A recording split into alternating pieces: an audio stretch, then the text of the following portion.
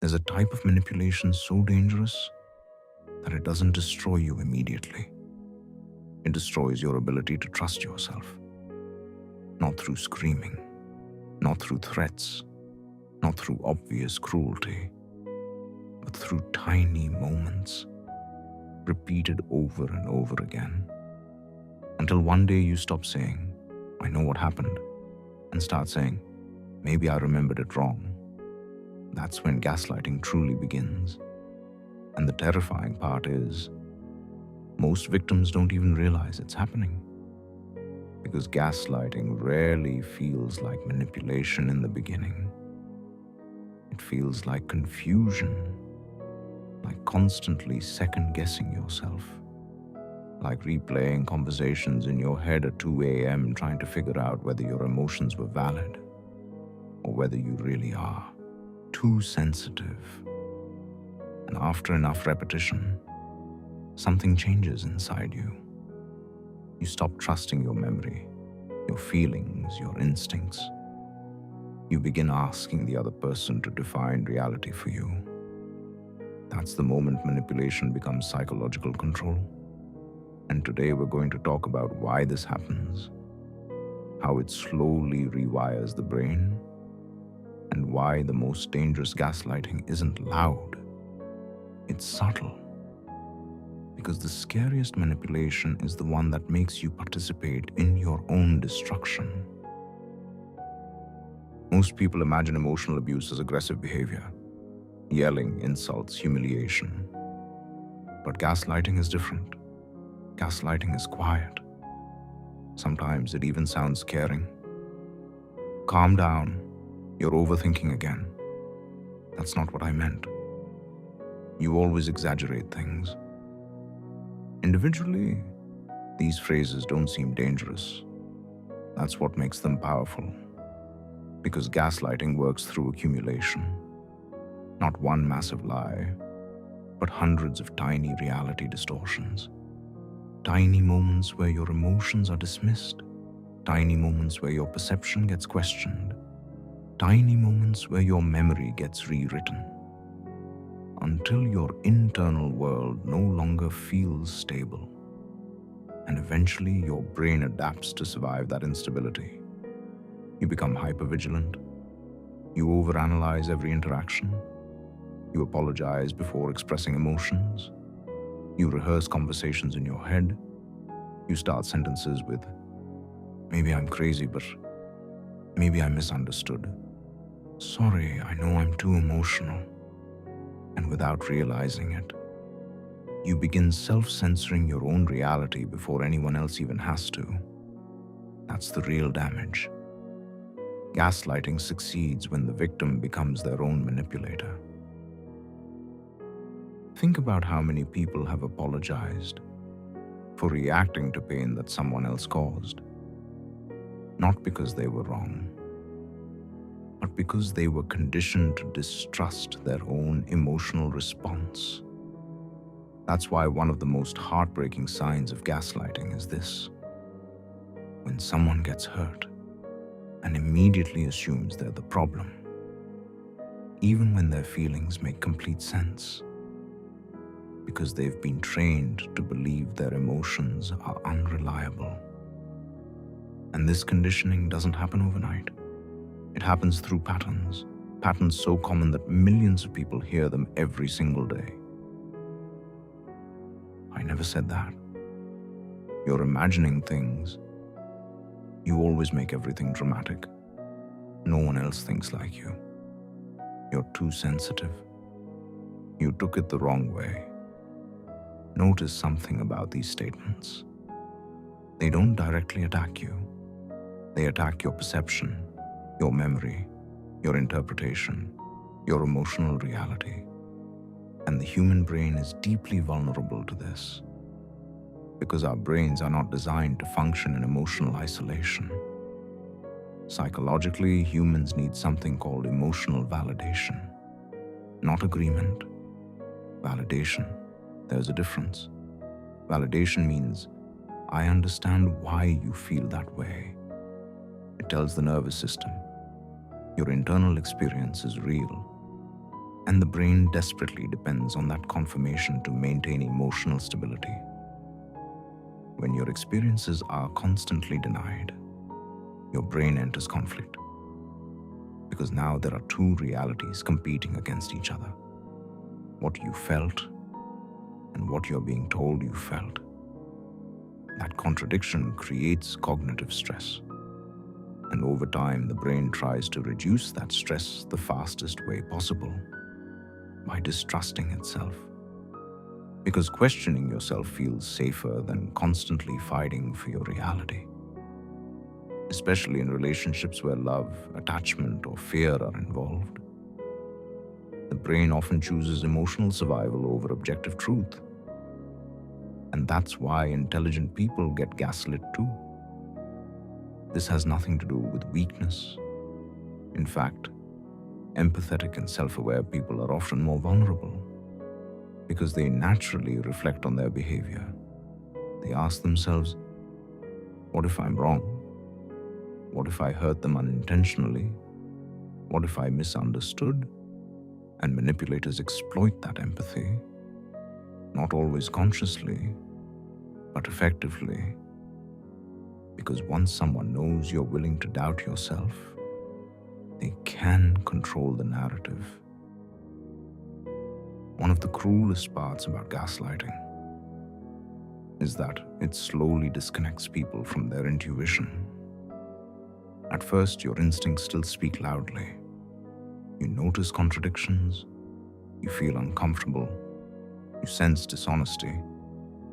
But every time your perception gets dismissed, your confidence weakens, until eventually, intuition becomes anxiety. You no longer trust what you feel. You only trust what can be externally confirmed. And even then, sometimes not even that feels enough. That's why many victims of gaslighting become emotionally dependent on reassurance. Not because they're weak, but because their inner compass has been systematically destabilized. Imagine trying to navigate life after someone convinced you that your eyes can't be trusted. That's what chronic gaslighting feels like psychologically. And the effects don't stop when the relationship ends. That's the part people rarely talk about. Because long after the manipulator disappears, the gaslighting often continues inside the victim's own mind. You begin invalidating yourself automatically. You minimize your own pain. You dismiss your own needs. You question your own memories before anyone else even can. You become both the wounded person and the voice that keeps reopening the wound. That's why healing from gaslighting isn't just about leaving someone. It's about rebuilding trust with yourself. And that takes time, because self-trust is not intellectual. It's neurological. Your brain has spent months, sometimes years, learning that your perceptions are dangerous. So even after freedom, the nervous system still hesitates, still checks, still doubts, still fears being wrong. And healing begins the moment you stop demanding perfect proof for every emotion you feel. Because emotions are signals, not courtroom evidence. You do not need a 500-page argument to justify discomfort. You do not need permission to feel hurt. And you do not need unanimous agreement for your experience to be real. One of the biggest lies gaslighting teaches people is this: if your feelings can't be logically defended perfectly, they must be invalid. But human emotions don't work like math equations. Sometimes your body notices danger before your conscious mind understands why. Sometimes your nervous system detects inconsistency before your thoughts can explain it. That's not irrationality. That's pattern recognition. And people who've been manipulated often lose touch with that ability because they've been trained to override it constantly. Eventually, they stop asking, "Why did this hurt me?" and start asking, Am I allowed to be hurt? That shift changes everything, because now the focus is no longer on behavior, it's on self-permission. And when someone controls your permission to feel, they control your reality. There's another reason gaslighting becomes addictive for the manipulator. It creates asymmetrical power. The manipulator becomes the translator of reality. They decide what happened, what was meant, what was offensive, what was remembered correctly. And once one person becomes the authority of truth in a relationship, the other person slowly disappears psychologically, not physically, internally. Their confidence erodes, their certainty fades, their identity softens into adaptation. They stop expressing freely because expression feels risky. Every conversation becomes strategic. Every emotion becomes filtered. Every memory becomes negotiable. That's not communication. That's psychological survival mode. And the terrifying part is how normal it can start to feel. Humans adapt to emotional environments remarkably fast. Even toxic ones, especially toxic ones. If someone repeatedly tells you your emotions are irrational, eventually you stop expressing emotions. If someone repeatedly rewrites conversations, eventually you stop trusting memory. If someone repeatedly punishes honesty, eventually you stop speaking honestly. Adaptation keeps people alive, but sometimes adaptation also traps them. One of the clearest signs you've been gaslit for too long is exhaustion. Not dramatic breakdowns, not chaos.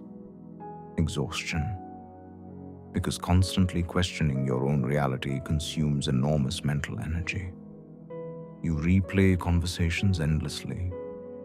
You analyze tone, wording, facial expressions.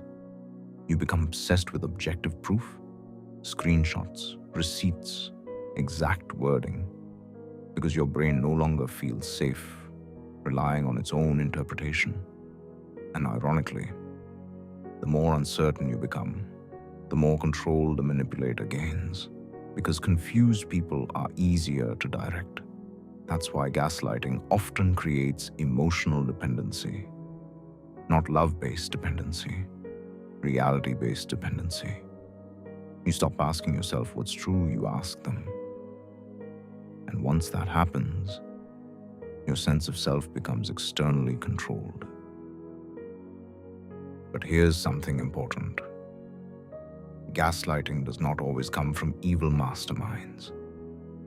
Sometimes people gaslight because they can't tolerate accountability, because admitting your pain would force them to confront themselves. So instead of facing guilt, they distort reality. Not every gaslighter is consciously manipulative, but the damage is real either way. Intent does not erase impact. And understanding someone's wounds does not require sacrificing your own sanity. That distinction matters, because many empathetic people stay trapped trying to psychoanalyze the person hurting them. They think, if I understand why they do this, maybe it'll stop hurting. But explanation is not repair. Awareness is not change. And love cannot survive where reality itself becomes unstable. Healing from gaslighting starts with something surprisingly small. Believing your own emotional signals again. Not blindly, not irrationally, but compassionately. Instead of immediately asking, am I overreacting? Try asking, what made me feel unsafe here? Instead of saying, maybe it's all in my head, ask, what patterns am I noticing repeatedly? Instead of dismissing discomfort instantly, get curious about it. Because your emotions are information, not inconveniences. And rebuilding self-trust happens through repetition too.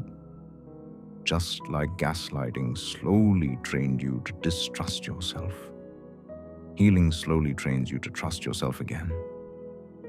Every time you honor discomfort instead of suppressing it, you rebuild trust. Every time you stop apologizing for reasonable emotions, you rebuild trust. Every time you recognize manipulation without explaining it away, you rebuild trust. Little by little, your inner voice becomes clearer again. And eventually, something beautiful happens. You stop needing constant external confirmation for your reality. You stop over-explaining your emotions. You stop treating your pain like a debate topic. You begin standing inside your own perception again, calmly, firmly, without panic. That's real healing. Not becoming emotionless, not becoming cold, but becoming grounded enough that someone else's denial no longer rewrites your reality. Because at the end of the day, the most dangerous part of gaslighting was never the lies themselves. It was what those lies taught you to do to yourself, to doubt your memory, to silence your instincts, to minimize your pain, to distrust your emotions. And after enough time, you no longer needed someone else to manipulate you because you learned to do it automatically. That's why recovering from gaslighting is ultimately about reclaiming authority over your own mind, your own feelings, your own perception. And maybe the strongest sentence a healing person can say is not, "I can prove it happened," but simply, "I know what I felt."